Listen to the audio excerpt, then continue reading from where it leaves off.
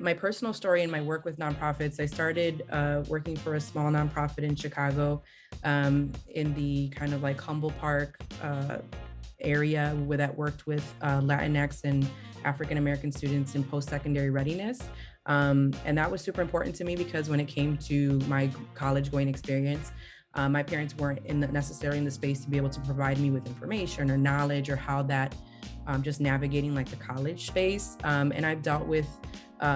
inequities in education and microaggressions in my experience in going to college. And so being able to work with nonprofits who are supporting students with an equity lens and a social justice lens is super important to me because it's something that I know I would have benefited from had I had that kind of support. But I also, on the other end, had a nonprofit that did advocate for me when others didn't and didn't know how to share, the next steps for college. And it was because of that nonprofit's called Aspira in Chicago, I was able to go to college because they were able to support that process. And so again, like just that experience as a young Latina was pivotal for me and definitely a motivator for why I do what I do.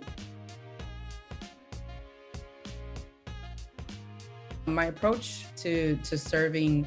nonprofits or just institutions of higher education is again to do it with an equity lens, to understand what are the external environments that are happening at that time and how they're affecting students. And understanding the student voice, I think, is super important in the work that I do, or the community voice for nonprofits that are serving the community,